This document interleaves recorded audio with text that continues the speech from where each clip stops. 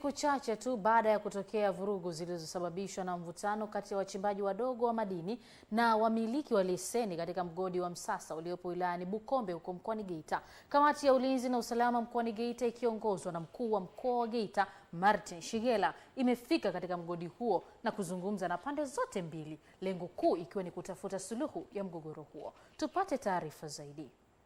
Wakizungumza mbele ya mkuu wa mkoa wa Geita Martin Shigela aliyefika katika eneo hilo na kamati yake ya ulinzi na usalama, wachimbaji hao wanadai kuwa hawana mkataba wa kisheria unaoelekeza mgao wa 50% kwa 50.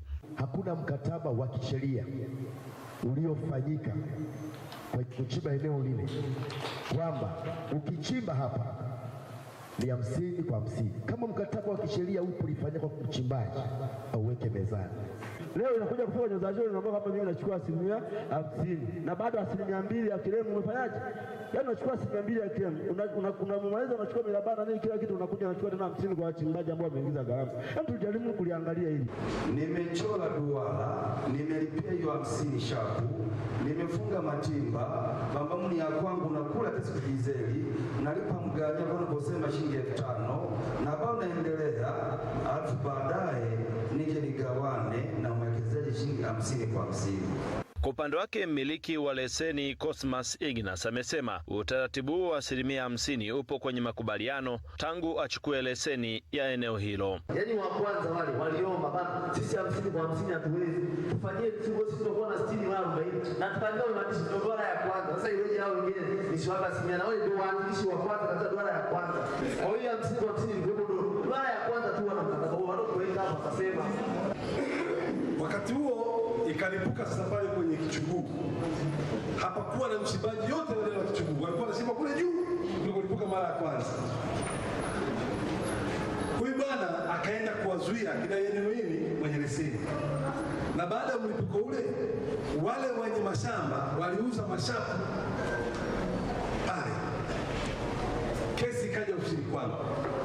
Nikuja ofisini kwangu, kosi alikataa kabisa kwamba yeye ndio mwenye leseni, anatakiwa pange pale na hataki mtu ndani achimbe pale. Mkuu wa mkoa wa Geita Martin Shigela ameahidi siku ya kesho Februari 3 mwaka huu kuja na maazimio ya kumaliza mvutano kati ya mmiliki wa leseni na wachimbaji wadogo wa mgodi wa Msasa. Mkuu wa mkoa ni taasisi, anahitaji kwenda kutafakari na kupata mashauriano ya pamoja, na jambo hili vile vile nimeshirikisha na nani? Na waziri. Tunakubaliana tuna Jumanne tarehe 3 tulete majawabu ya maamuzi kwenye mambo hayo matatu yaliyopendekezwa. Kwa hiyo wenzangu hao wote hawa tutakwenda kubaliana lini tunakutana, tunafanya consultation ili tufikie uamuzi wa mapendekezo mlioyatoa. Leo tutamaliza hapa kwa upendo, kwa mshikamano, yasitutengenezee mgawanyiko ndani ya jamii yetu. Kutoka wilayani Bukombe mkoani Geita, mimi ni Edgar Lenduru wa EATV. Naam, asante Edgar Lenduru kwa taarifa hii ambayo inatupeleka mapumziko mafupi. Bado tuna utajiri kweli kweli wa habari. Usitoke, endelea kufuatana nasi. Tuko live kupitia ukurasa wetu wa Facebook na ukurasa wetu wa YouTube kwa jina la East Africa Television. Mimi ni Kisa Daniel Gwatali.